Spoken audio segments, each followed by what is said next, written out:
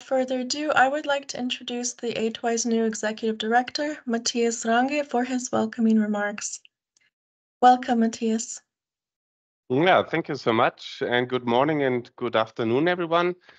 Welcome to our public dialogue. As you just heard, my name is Matthias Range, and since January, I'm the new Executive Director of the A2ii, and I'm quite excited to be here today at my first A2ii-IAIS dialogue and also see a few familiar faces. Your interest to deep dive in our regulatory impact assessment of the regulative framework of Brazil is a testament to the growing recognition of the importance of inclusive insurance in promoting financial inclusion and economic development. As you know, inclusive insurance plays a vital role in protecting low-income individuals and families from financial shocks and providing risk transfer options for residual risk where no solution is offered yet. By making insurance accessible and affordable, we can empower people to manage risk and participate more fully in the economic and also build resilience across different sectors. And inclusive insurance regulations have grown a lot in the last years. And as you see on that slide here, only in 2009, only 6 countries have developed an inclusive insurance framework back then.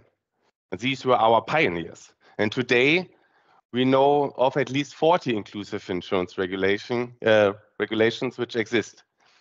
But how does this regulation affect the market development? Theoretically, this is all clear, and in general, there's no doubt that enabling framework is what it is, enabling. But do we know which part of the regulation is more effective than the other? Which measure has which impact? Where to start and what comes next? And that's why it is so important to conduct studies like this to understand the impact of regulation. In order to strengthen A2ii support to you, but also for you to decide where support is needed, it is crucial to gather learnings from countries that went down that way already, have initiated a framework and made these learnings. But I do not want to anticipate the presentation, so I better stop here, and I wish you all an inspiring insight how the introduction of Brazil's microinsurance regulation framework back then in 2011-2012 spurred the market. I hope the dialogue will be informative and inspire others to use this framework in the future to assess the impact of the regulative frameworks. And I do encourage you to actively participate in the Q&A later after that presentation and download, of course, the full publication on our website. Your question and insights are very valuable, as you can imagine, to our discussion and to further develop this assessment framework. Thank you once again for joining us today, and now I'm have the pleasure to hand it back to the moderator. Thank you so much. Thank you very much, Matthias, for these welcoming remarks, and we're happy to be able to introduce you as a new Executive Director on our first public dialogue of the year. Next, it's my pleasure to welcome Connor Donaldson, who is Head of Implementation and Assessment at the IAIS, for some welcoming words. The IAIS is our partner in producing these dialogues. Welcome, Connor. Thank you very much, and just to make sure you can hear me okay. Perfect. So it is a great pleasure of mine to join this call and to participate in this discussion. Financial inclusion for the IAIS has been of critical importance since we adopted our inclusion agenda, our access agenda, back in 2008. As a standard-setting body, we were pioneers in terms of recognizing the importance of financial inclusion and recognizing the critical role that insurance can play in fostering a more resilient economic and social landscape in countries. We've been very fortunate to be able to work closely with the Access to Insurance Initiative to be able to advance this access agenda and to collaborate on a number of initiatives, these dialogue events being an important part of our collaboration, and particularly being able to reach a wide number of supervisors. Well, Brazil has been a true pioneer in a number of aspects related to inclusive insurance. And we've seen over the years a lot of efforts underway within Brazil to be able to advance a more inclusive insurance market. I look forward to hearing the presentation today, and I think that all of us hopefully will come away with a few learnings that we'll be able to take back and really think through the relevance for our respective jurisdictions as well.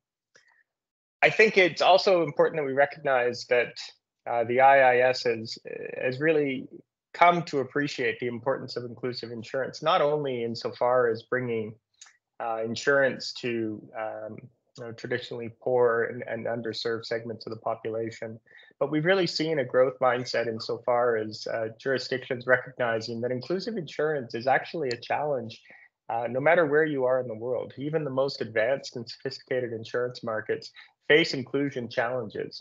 There are underserved segments within their population, and I think that in a number of ways,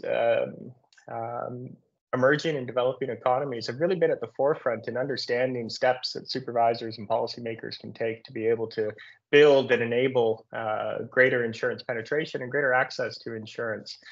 So I do think that not only do these dialogues serve as a great opportunity for peer learning amongst those jurisdictions, particularly those ones in emerging markets where insurance market development is still at early stages, I do think that also we benefit from these dialogues for being able to extract learnings from emerging markets that are really facing these issues on a day-to-day basis and be able to share them more broadly across the IIS's global membership. So I do think, from my perspective, these dialogue events are really relevant for all insurance supervisors, and I really do look forward to hearing today's discussion. And I want to thank the A2ii for their efforts in pulling this together, and really look forward to being able to see and hear the discussion today. So thank you very much, Rochelle. Thank you, Connor. Now it's my pleasure to welcome two more guests. We have Luciana Dalangol from CNseg and Jessica Bastos from SUSEP, two organizations that have given key support in the achievement of this assessment. First, I would like to invite Luciana, who is Superintendent of Consumer Relations and Sustainability at CNseg, which is the National Confederation of Insurers in Brazil, to give a few words. Luciana, the floor is yours. Thank you very much. Good morning from Brazil. CNseg, the Brazilian Insurance Confederation, is the institutional representative of the insurance sector in Brazil. The inclusive insurance agenda is strategic for us. Among the Confederation's action in recent years, we can highlight the support for the Access to Impact Insurance study on the effect of inclusive insurance standards published in the last decade in Brazil. Studies like these, combined with data collection from the sector, play a crucial role in Brazilian regulatory development. The data provides valuable insights into product access patterns, claims, policyholder behavior, and other risk factors. The study demonstrated regulatory advances in Brazil, especially for the microinsurance sector, providing valuable insights that meet the importance of the agenda for us, especially for the development of products, policies, and strategies that promote financial inclusion and the protection of low-income consumers. Additionally, regulators can make more effective decisions, contributing to a more resilient and sustainable microinsurance sector. To this end, CNseg will always be attentive to participating and promoting initiatives such as the study assessing the impact of inclusive insurance regulations in Brazil, carefully and brilliantly conducted by the great specialist on this subject, Regina Simões. Thank you very much for the floor. Thank you for the audience, everyone, and have a great event today. Thank you very much, Luciana, and the A2ii is very grateful for CNseg's key support in this assessment. Next, I would like to give the floor to Jessica Bastos, who is a director at SUSEP, the Brazilian Insurance Authority. Thank you very much. So good morning, everyone, or good afternoon. So we at SUSEP are very excited about the release of this study that analyzed the impact of regulation for inclusive insurance in Brazil. We know that promoting regulation that effectively develops the economy requires data, diagnosis, and rationality. And studies like this show us whether or not we are on the right track. The study reflects the effort that the Brazilian state has made to expand the portion of the population that has access to insurance, to financially include these people and thus ensure a more resilient society. So the studies show us what has been done so far. SUSEP continues with this objective, especially through two main initiatives. The first one is the strengthening of the regulatory sandbox, which has proven very effective for creating new companies and launching new products, especially for microinsurance and inclusive insurance. And the idea for the future of the sandbox is to be able to count on state investment through development agencies for the new companies. The second initiative is indicated in SUSEP's regulatory plan, which is the elaboration of a proposal for a national access to insurance policy with alternatives to increase the population's access to insurance and pension products. We hope to be able to count on access to insurance to continue its studies on Brazil, on Brazilian initiatives, and thus show us if we if we are still on the right path. Thank you very much. Thank you very much, Jessica, and we're very grateful for SUSEP's support in this study. Now I would like to move on to the presentations about the paper, the reason why we're all here today. Initially, we will have Huilin Chu, A2ii consultant, who will provide us with an explanation of the methodology behind the impact assessment. After that, Regina Simoes, who is regional coordinator for Latin America and the author of the study, will provide us with some of the main insights and results from the regulatory impact assessment. At the end of both of their presentations, we will have room for questions. Questions can be written into the chat at any time, and then we will address them at the end. So now it's my pleasure to hand it over to Huilin, who has been working very closely with A2ii since 2016. Her work has included supporting previous impact assessments on Ghana, Mongolia, the Philippines, and Peru, as well as this impact assessment on Brazil. She started her career at Bank Negara, Malaysia in 2011, where she designed the National Inclusive Insurance Regulatory Framework, which brought insurance to over 1 million people. Aside from A2ii and regulatory work, Huilin also drives projects in the tech and climate risk insurance space, including a UN World Food Programme pilot. So it's my pleasure to now hand the floor over to Huilin for the presentation on the methodology. I'd like to start by talking about why we conducted this assessment in the first place. Now, you know, a regulatory impact assessment may be conducted for different reasons. For example, to guide decision-making, or as an independent review for accountability purposes, like to the public, to donors, or to the government, for example. A2ii has conducted a number of impact assessments over the years using different approaches, and this includes countries like the Philippines, Peru, Mongolia, Ghana, and now Brazil. Now, inclusive insurance regulations have been in place for a very long time. As Matthias pointed out in the beginning, it's great progress. It's now in 40 countries, and development is ongoing in 16. But supervisors need a practical way of checking whether they are on the right track, as Jessica pointed out. And this needs to be done in a way that recognizes that supervisors themselves are not academic researchers.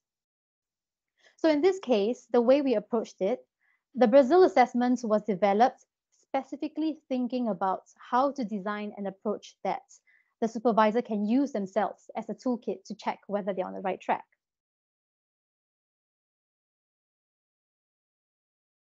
So what really is regulatory impact assessments? Now, from a very practical sort of common sense point of view, what the supervisor really wants to know are basically the answers to these 6 questions. What was the goal or the impact you wanted to see? Then what did you do to intervene? What did you expect to happen? And then what actually happened? And then circling back to question 1, so did the intervention achieve the impact you wanted to see? And then finally, what should you keep on doing and what should you do differently?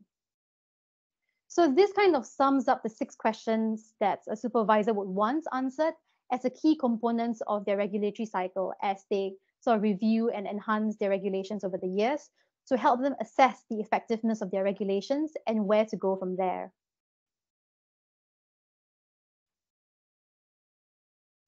So now let's go into our approach to the Brazil assessment. So we started with the research question of what are we setting out to prove, right? Or in other words, as a supervisor, what is the impact that you wanted to see? So we wanted to see whether in Brazil, inclusive insurance regulatory measures, one, increase the uptake of insurance among low-income and other underserved segments, and two, ensure that insurance offers value to the same segments.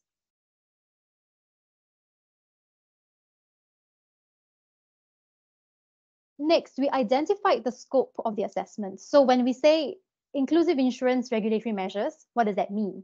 So in this case, it refers to regulatory measures that were used to actively make insurance more inclusive. So this means, one, a dedicated framework for microinsurance or inclusive insurance, which many of you are familiar with, or two, other discrete measures that reduce costs, allow new business models, or strengthen consumer protection.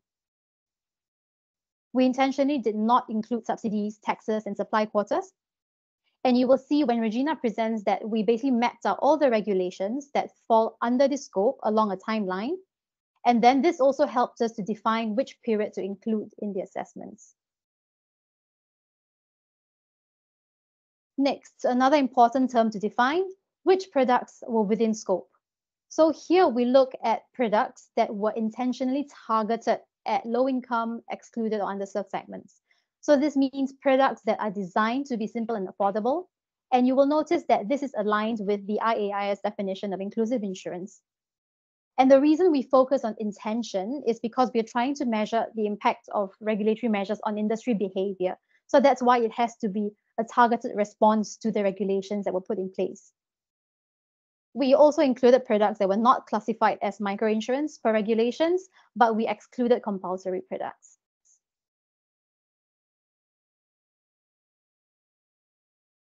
Now, what about value? So this is an interesting one because microinsurance value has largely been measured using claims ratios. So high claims ratios mean good value, low claims, less so. But here we also chose to focus on market conduct outcomes. So outcomes in line with Insurance Core Principle 19, which looks at the quality of the product from end to end, from product design to disclosure to sales to servicing to claims.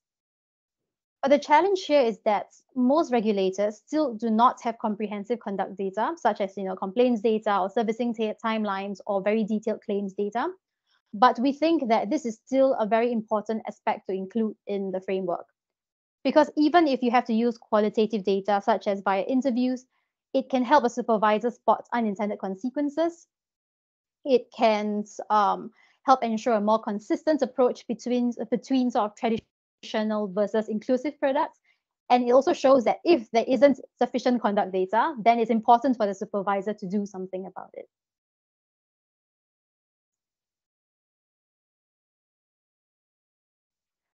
Right, so now we have a clear scope of the regulatory measures to include in our assessments. So that's on the left of the slide. And now on the right, we have basically a clear research question, or in other words, the impact that the supervisor wanted to see. And then we filled in the blanks in the middle by mapping out what was expected to happen, meaning the chain of events or the causal pathway showing how one thing is expected to lead to another. So we asked ourselves questions like, okay, who are the stakeholders affected by the measures? Who are the change actors? How were they expected to respond? So what were they expected to concretely do? And we made a point to focus on observable outcomes, to be concrete, and to separate out discrete events as much as possible. I mean, you can also call this a theory of change.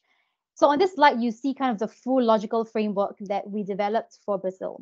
So basically, in the first line, regulations lead to new providers who then offer new products, and then that leads to uptake, or is expected to lead to uptake.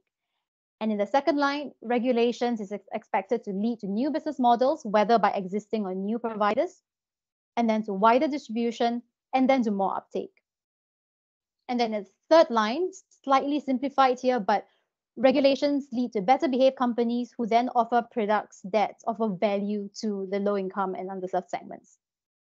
So now when you sort of put these three lines together, you kind of have the full picture of what the supervisor expected to happen when they put the interventions in place. So now we need to find out what actually happens.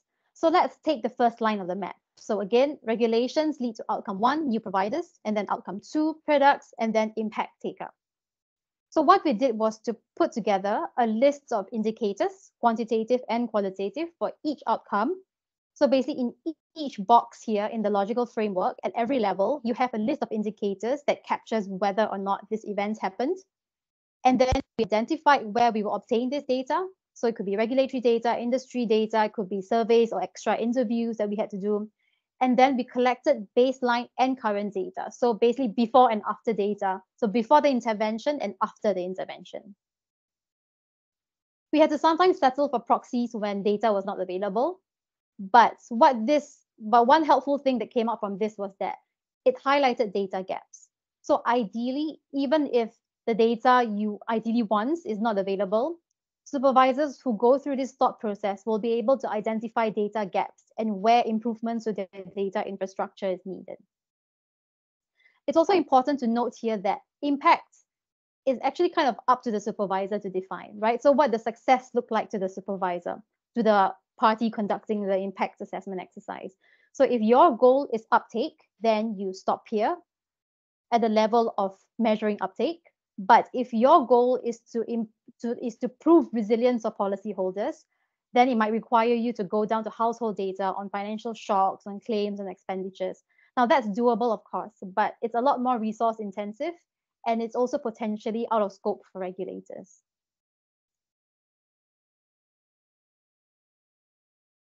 So interpreting the results. So if data shows that each outcome along the chain of events happened, then in a way the research question is proven, right? But if not, with this mapping approach, we can actually see more clearly where the chain is broken.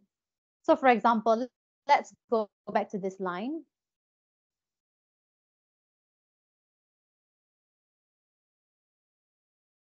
So you might see that, okay, new inclusive insurance products are operating the market. So that's check, yes. New inclusive insurance products are launched, again, check, yes. But you realize that there's maybe no or low uptake. So by mapping this out, it helps you to see more clearly that, hey, perhaps it's not the regulations that are at fault here, but perhaps it's a product quality issue. And if that's the case, then it might require a different set of targeted interventions compared to, let's say, sort of simply overhauling the existing regulations.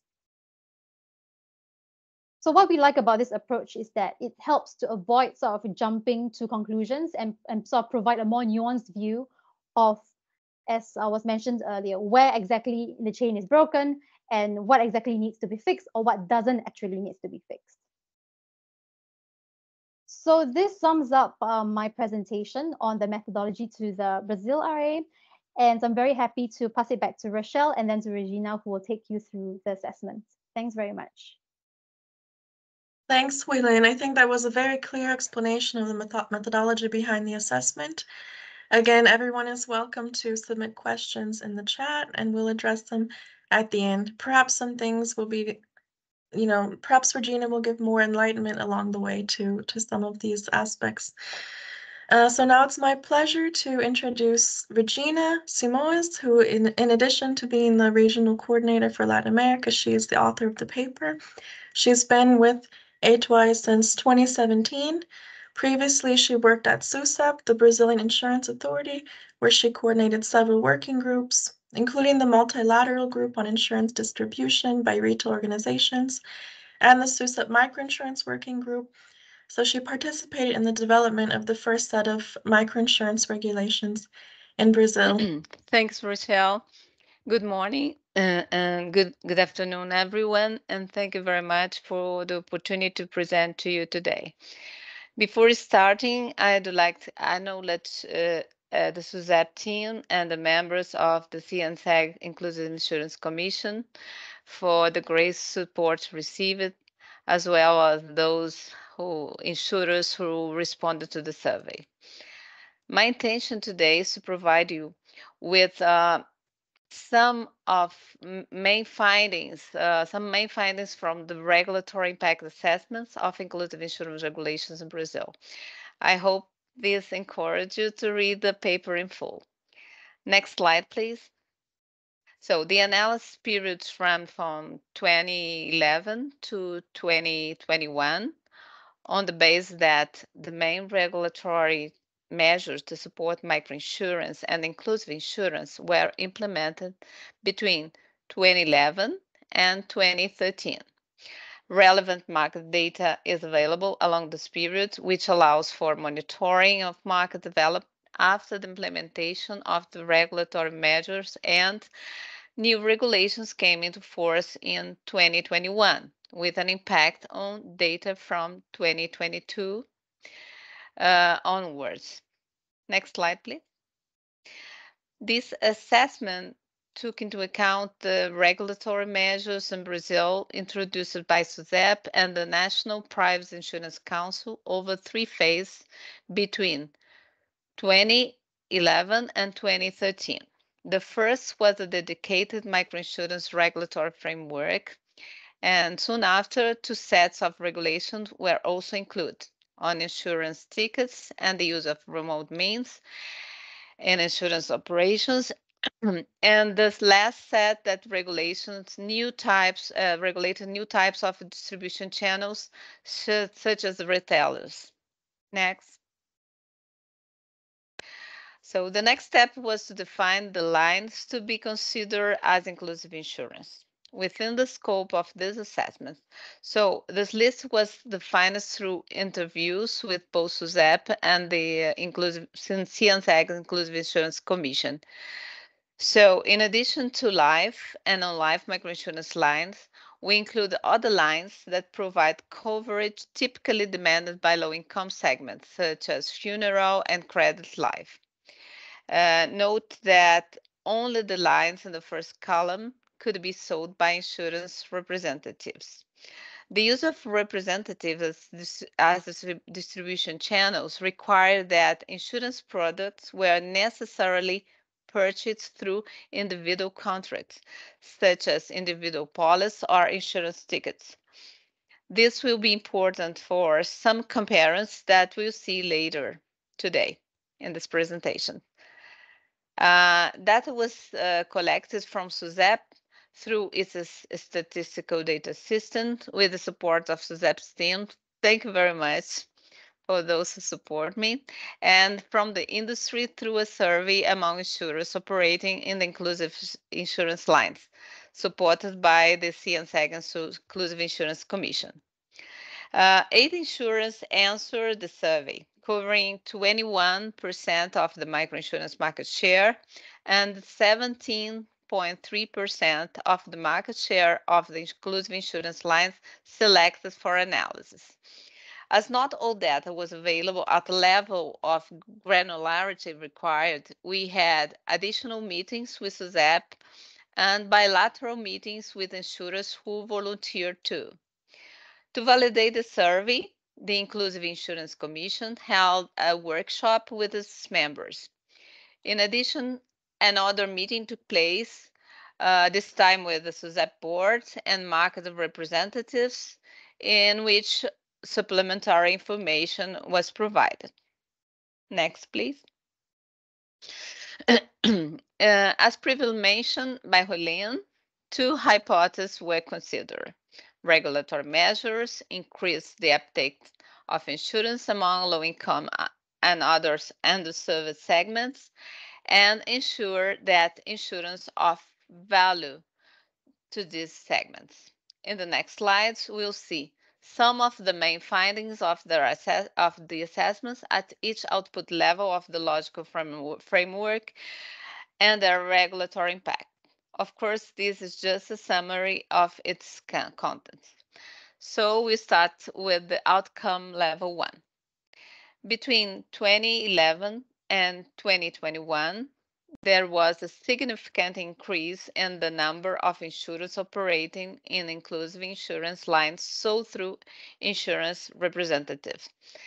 This is notably the case for individual funeral and individual credit lines, and both life and non-life microinsurance. In the case of microinsurance line in 2013, only one insurer operated in non-life microinsurance and 2 in life microinsurance. By year-end 2021, we had 12 insurers in non-life microinsurance and 21 in life microinsurance. In total, the number of insurers operating inclusive insurance grew from 45 to 72. On the other hand, the number of providers of inclusive insurance lines whose sale was not allowed through representatives did not increase in the same proportion. It only increased from 77 to 80. Next, please. According to qualitative information, the regulations were decisive for defining inclusive insurance strategies, notably the regulations on remote means and insurance representatives. While the remote means regulation is considered key to reducing transaction costs and achieving affordable premiums, the regulation on representatives enable new distribution channels and partnerships along the insurance value chain. This made it possible to reach new consumer segments. The regulations together allowed a number of new business models with innovative channels. Among them, we highlight the retailers. Actually, most respondents report product sales through insurance representatives, and among them, all use retail channels. Also, individual micro-entrepreneurs such as market vendors, hairdressers, and other individual service providing others individual service providers working in low-income communities and outlying areas using POS system for payment. These individual micro-entrepreneurs in Brazil are called MEI. Lottery shops and other types of bank correspondence, and online platforms and social networks, sometimes combined with in-person sales. There was also emphasis on direct sales to consumers through the insurers' own websites. Next, please. Well, moving to outcome level 2, now, we can see that a range of new inclusive insurance products aimed at underserved risk segments were launched in post-2013. SUSEP reported that 116 new microinsurance products have been registered since the publication of the microinsurance regulation, 89 life microinsurance and 27 non-life microinsurance. In terms of product diversity, the industry survey provides some insights. So in the table, we can see different types of product lines. Note that these are provided by only 7 insurance companies. Together, they reported having at least 119 inclusive insurance products. The number of products per insurance then ranged from 5 to 31. The miscellaneous risk line saw the new types of cover, such as products covering assets generally used as work tools in low-income segments, such as handheld electric appliance or POS card machines. Next, please. The range of distribution channels allowed had been broadened under the regulations, and alternative distribution channels emerged, focusing on low-income segments. As insurance representatives, in addition to retailers, other alternative channels stand out, such as utility service providers, individual micro-entrepreneurs, and banking correspondents.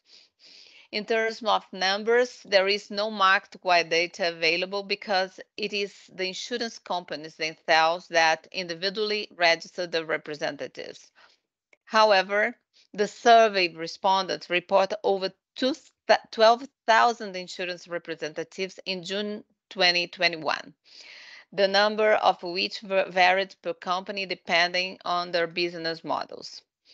A single insurer reported having more than 11,000 representatives. In the bilateral interview, it was clarified that these are generally individual micro-entrepreneurs. As I told you that in Brazil they are known as MEI. This means the door-to-door salesperson, market vendor, hairdressers, and other types of individual service providers. These MEIs are close to potential inclusive insurance consumers, as they often live and work in low-income communities. Note that there were more than 11 million individual micro-entrepreneurs in Brazil in 2021, representing 56% of companies. Other important distribution channels are banking correspondents, especially lottery shops. These are essential gateways financial service for financially underserved segments, especially the unbanked, this is the only access they had through financial service. Data from 2020 revealed that the existence of more than 210,000 bank correspondents in Brazil. Next, please. Now we come to the regulatory impact part.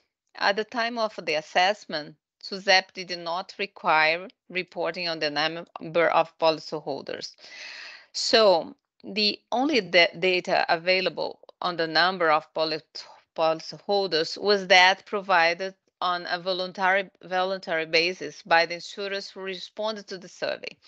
But this data will only provide a partial view of the population covered by inclusive insurance at a given time by a given group of insurers. So premium data was used as a proxy for assessing if more low-income segments were accessing insurance. SUSEP data confirmed the substantial growth for inclusive insurance lines between 2011 and 2021. This is notable for product lines distributed through insurance representatives, which growth rates are higher than those that were not allowed to use these segments. Sorry, these channels, actually. In the table, you can see that in 2011, individual funeral and credit life lines have limited uptake, and microinsurance lines did not exist. Compared to 2021, these lines grew to hundreds of millions of reals. Next, please. In fact, the lines sold through representatives show the market acceleration growth rates in 2014 and 2015, just after regulations on insurance representatives and the retail channels came into effect, despite the economic crisis faced by Brazil from 2014. On the other hand, inclusive insurance lines, not sold by representatives, with increasing growth rates until 2013, showed a downward trend with some negative growth from 2014. Next slide, please. So, despite the lack of data on policyholders based on substantial premium growth over the periods, we can say that more low-income and unserved segments take up insurance, especially after regulation on insurance representatives and retail channels came into effect.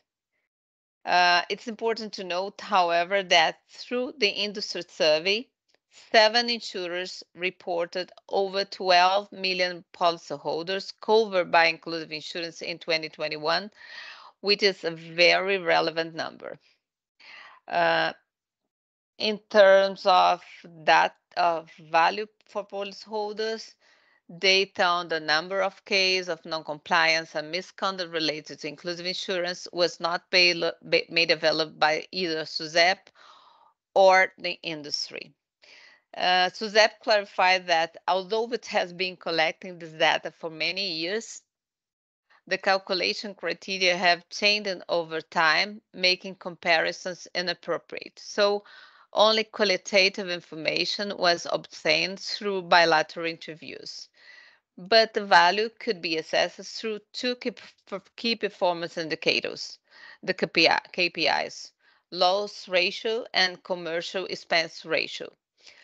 In general, the lower the loss ratio and the higher the expense ratio, the lower the value for policyholders. Next, please.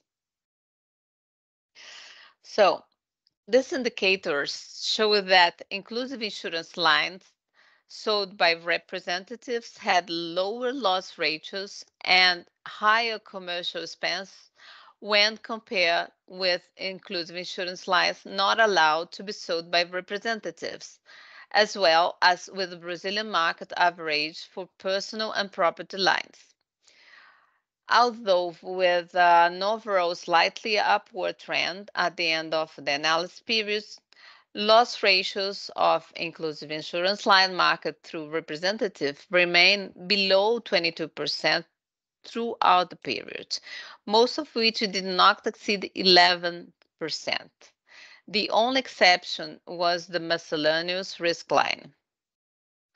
Loss ratios of inclusive insurance lines not sold by representatives are comparatively higher, hovering around 21 to 33% in 2021. For comparison, in 2021, average loss ratios for the main personal and property lines in Brazil, excluding automobile and larger risk lines, were around 40%, while the average for all insurance lines was 51%. Next, please. Regarding commercial expense, yes, thank you. Regarding commercial expense, although the data point to a downward trend in commercial expense at the end of the period, inclusive insurance lines sold by representatives exceed 4% throughout the period, some of them 50%. In turn, commercial expense ratios for lines not sold by representatives were around 30% at the end of 2021. This is consistent with Brazilian market average for personal and property lines, around 32%. For the main personal and property lines, and 25% for all lines of insurance. Next, please. Thus, loss and commercial expense ratios suggest that inclusive insurance business models in Brazil are currently providing lower value in comparison to traditional market, particularly when it comes to those that use insurance representatives. The good news is that data from recent years show that this is gradually improving. Qualitative interviews also show that consumer protection provisions and market conduct requirements introduced by the regulations have helped to prevent malpractice. Next, please. Okay, so overall, we can conclude that inclusive insurance regulations introduced in 2011 and 2013 show the strongest positive impact in terms of bringing new inclusive insurance providers into the market, enabling new business models with a new range of alternative channels, and launching of new inclusive insurance products. In fact, new types of coverage have been introduced aiming at low-income segments. Regulations also brought important innovations such as the use of remote means in insurance transactions. And this actually simplify the insurance sales process, making it more agile and less costly, reaching consumer segments previously excluded or underserved. In terms of direct premiums, used as a proxy for assessing if more low-income people are accessing insurance, we can say that there was a substantial growth in inclusive insurance lines in the period, notably the lines market through insurance representative.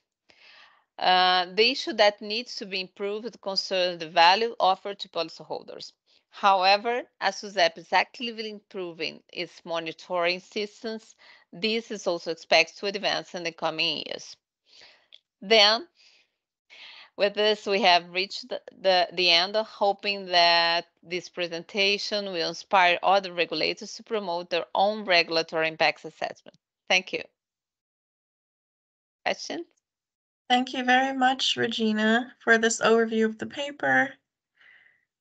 I think it's a very good, detailed overview of the paper and the impacts that were discovered. Before we move on to the questions from participants, I would like to ask you a question first. Could you highlight what do you think would be the most important lesson here for supervisors who are interested in assessing the impact of their inclusive insurance regulations? Yes, of course. I think, well, you need to read the paper to see all the lessons, but what I will say is I could maybe summarize in one word, that is data. Data is key. For instance, supervisors should think simultaneously about how to collect and monitor the related data when developing new regulations. Ideally, a new data collection framework should be put in place at the same time as the new regulation is implemented in order to monitor its effectiveness. But I think this is one of the lessons, but I would like to highlight just one more, that supervisors should value opportunities to work together with the industry. It could be through workshops, working groups, even during supervisory inspections. I think these occasions are the best way to promote dialogue and exchange of knowledge between stakeholders. Thank you very much, Regina. Hui-Lin, I'm not sure from your side, from the methodology side, maybe is there any lesson you would like to share for supervisors who are interested in conducting an impact assessment? Thanks, Rochelle. There are a number, but I think for me, the most important one is to be very clear on what you want to measure.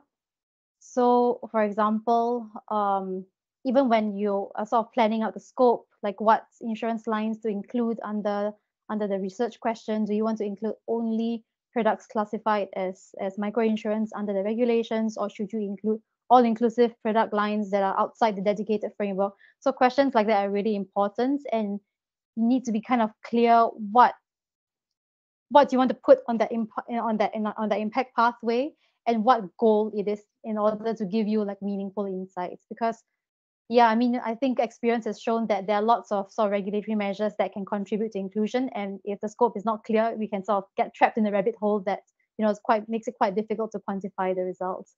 So it's a bit abstract, but I think most of you who have gone through this sort of thought process probably understand what I mean.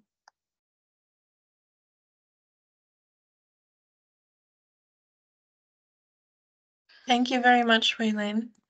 Now we've had a couple of questions come in the chat and a couple that were submitted previously. So we can look at Pedro's first question, which is, will the new registry system implemented by SUSEP collect official data on indicators such as the number of policyholders, beneficiaries, and number of representatives? Well, I think SUSEP could answer this better than me, but yes, I know that maybe Jessica went to answer, but I know that SUSEP at the time of the study was implementing SROs, if I'm not mistaken, the name of this system register operation. Maybe Jessica went to answer this question. Please go ahead. Yeah, but you are absolutely right, Regina. So the system is called SRO, and it will collect this data. It already collects for a certain type of insurances of products, and we expect that by the end of 2025, it will collect this data for all kinds of insurance in Brazil. Thank you very much. And a second question, did market players that were interviewed provide any insights on the impact of the latest regulatory reform from 2021 that was not encompassed in the study?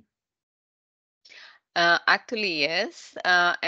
We can see a note, actually, like a chapter in the paper about this.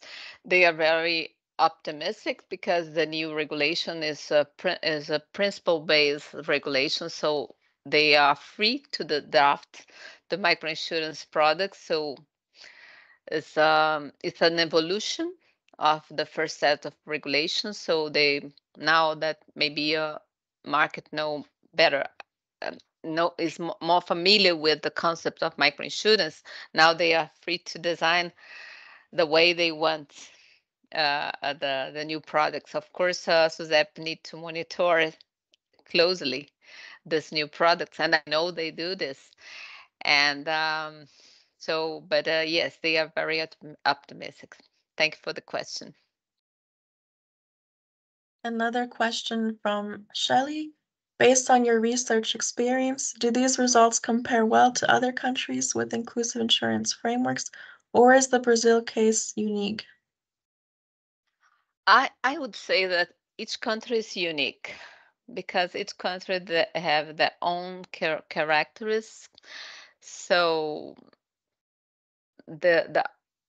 I've seen the others regulatory impact assessments. They are completely different. The regulations, the way they apply it, maybe Peru is more familiar, but yeah, I think it's different. The size of the market, and I think it's something that need to be taken into account.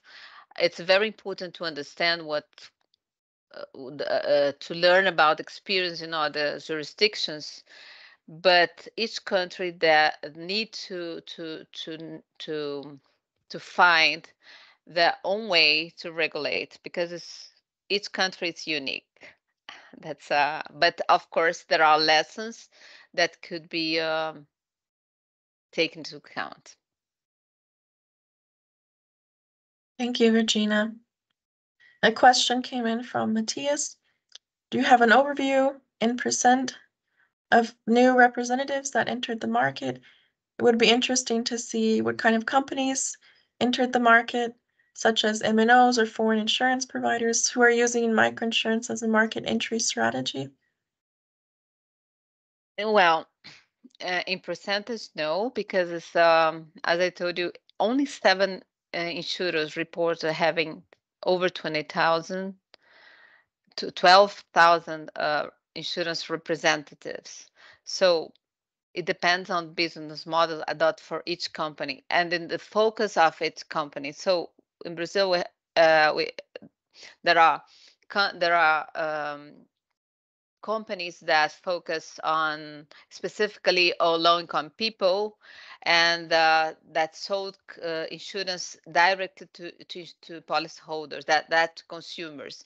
So their focus are funerals, for instance. We have a microinsurance that their focus are funeral insurance and other related service like life insurance, and they have a close relationship with policyholders, but others are more focused on the kind of target they could achieve through retailers, for instance. So it's completely different strategy used.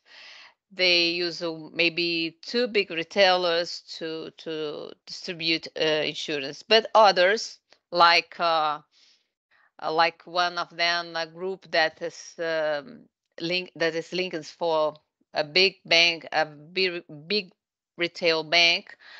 Their main focus are, for instance, the individual micro entrepreneurs. So they have thousands of representatives. So even SUSEP, they don't have this number because it's very particular. It's something that each company has their own control. So it's It's like depending on the business models. It's completely different from company to company. From Maria Augusta, congratulations on the presentations. I wonder if the survey has been able to capture whether the more flexible microinsurance regulation has helped to implement microinsurance products. Well, if this why is it to plan to okay. No, the question before that. Oh, sorry, because I was not. If the survey has captured whether the more flexible microinsurance regulation has helped with the implementation of microinsurance products. Yes, of course. I think in the case of Brazil, there are 2 points to take into account. Well, I think in every jurisdiction you talk about, in every jurisdiction, what is key is the distribution channels. And I think everything changed since the regulations on insurance representatives, that means flexible, that gives flexibility for distribution channels, change the market as a whole, not only for microinsurance but all inclusive insurance lines. And yes, so they helped a lot to implement microinsurance products. I think it was key because we can see in the graphics the difference once the inclusive insurance, when the regulation on insurance representatives was issued. It's like even at that time, Brazil was facing a very deep economic crisis. But when this regulation was issued, it was amazing how this product was like a demand that was not being attended. So you can see perfectly in the graphs. I don't know if I answered the question. I hope so. Thank you, Regina. Now from Nicolas Morales, congratulations for this insightful study. Is the A2i planning to extend this assessment tool to other countries?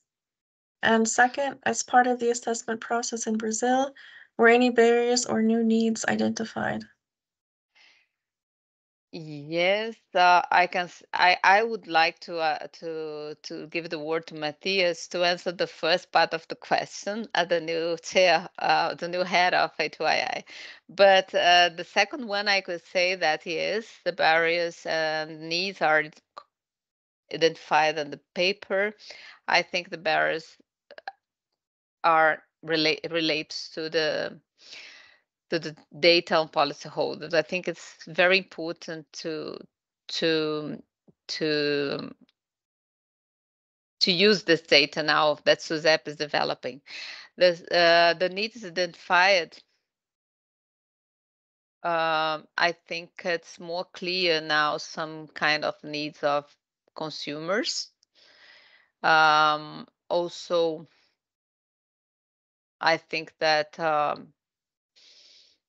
the channels maybe to achieve this new consumers are showing a lot of specific needs of these segments that could be more now meet. Matthias, could you answer this first part of the question, please? I think that he had to step out for another call. Yeah. But I think certainly it would be wonderful to do more assessments. Perhaps if there's any countries particularly interested, they can reach out to us and we can talk about it. Of course, our email address is secretariat@a2i.org. Yes, I think the idea is to, Nicholas, thank you for the question. I think the idea is to keep going with this kind of study, because I think it's very useful for countries and also for other supervisors. Yes, it would be great to see more impacts like this, more impact studies. Of course, it's a long process to start and get to publication, but very worthwhile. Are there any other questions? If someone would like to raise their hand or to type in the chat. We do have one question that had come in before, which is, why did the regulation require that insurance products sold by insurance representatives be purchased through individual contracts? This was because of before the regulations, there were a lot of abuse relating to consumers. So at the beginning of this process, before legislations, retailers proved to be an extremely profitable channel, and they became one of the main insurance distribution channels for low-income segments. So as holders of the client portfolio, the retailers enter into contracts with insurers defining their own remuneration. So, however, they were not allowed to market insurance. Retailers assume the role of master support holders in group policies, selling insurance coverage bundled with non-insurance products. This led to consumer protection issues such as clandestine sales when consumer is unaware of the purchase of insurance. In addition, the low loss ratios, close to zero for some lines, were a strong indicator of the inadequacy of the products. Also, there were numerous complaints, consumer protection agents, and demands on the public prosecutor's office. And that's why, despite of this situation, as a regulated entity, SUSEP could not do little against retailers. According to the Brazilian Civil Code, as master policyholders, in the event of any irregularities committed by retailers, it would be up to policyholders to take legal action against their legal representatives. So that's why regulations prohibit the use of group policy in sales through insurance representatives.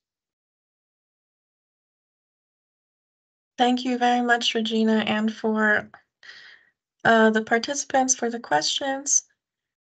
Are there any more questions?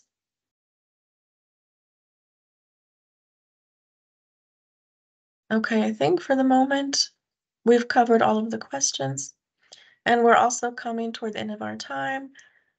So I would like to thank again both Huilin Chu and Regina Simoes for your presentations today. Very insightful, and we hope that the lessons shared can support new actions for the development of inclusive insurance markets and inspire inclusive insurance supervisors in other jurisdictions. We do have one last request before we close the session. You will see a poll appear on your screen. It is anonymous, but we appreciate your answers because this helps us improve our future events. Thank you once again to our other speakers, Matthias Range, Connor Donaldson, Luciana de Angel, Jessica Bastos, and again to Huilin Chu and Regina for the presentations today. And also thank you to everyone who participated and dialed in. It's been a pleasure to see everyone today, and we look forward to seeing you in our next A2ii dialogue. Thank you and have a nice rest of the day.